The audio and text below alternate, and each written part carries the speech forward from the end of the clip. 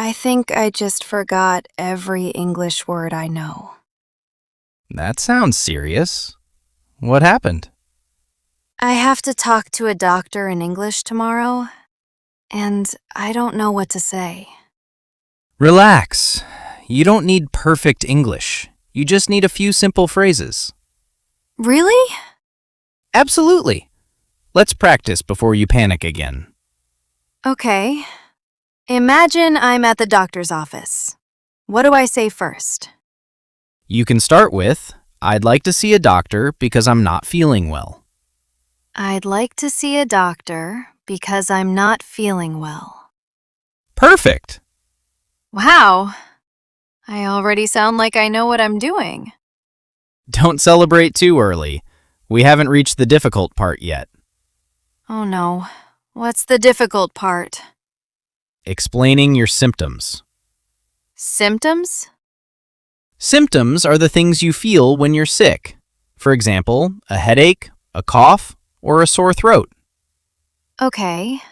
So if I have a headache, I can say, I have a headache. Exactly.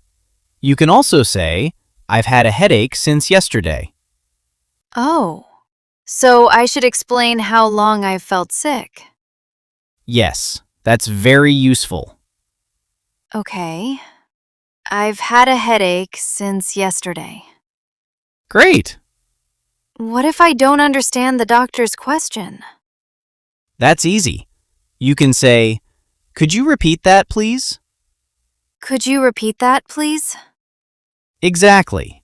Or you can say, I'm not sure I understand. That sentence might become my best friend. Honestly, it might become mine too. What other questions might I need to answer? You may need to explain when the problem started. So I could say, it started 2 days ago. Yes, and if something makes the problem better or worse, you can explain that too. It gets worse at night. Exactly. I'm getting better. You are. I'm starting to worry that you'll become the doctor. Don't worry. I definitely don't know enough for that. Good answer.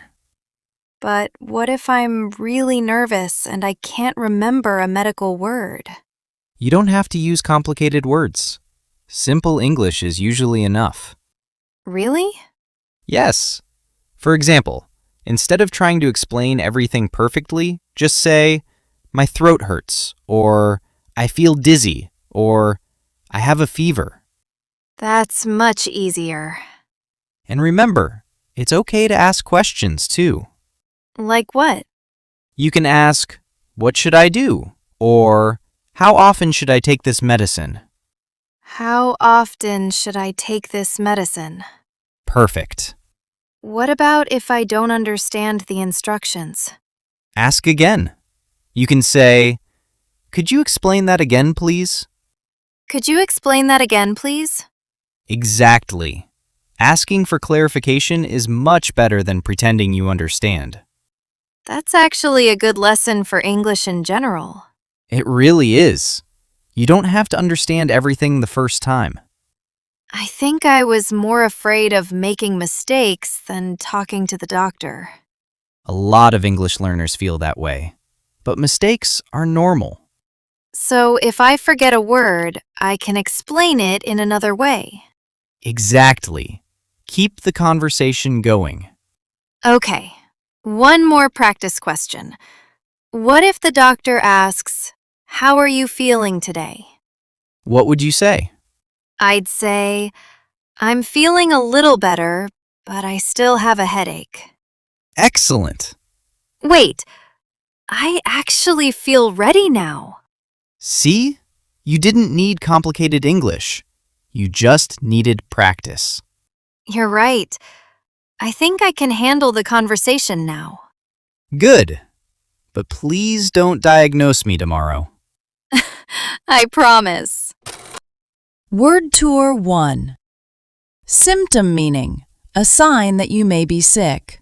Example, a headache is a common symptom. 2. Sore throat meaning, pain or discomfort in your throat. Example, I have a sore throat. 3. Dizzy meaning, feeling like you might lose your balance. Example, I felt dizzy this morning.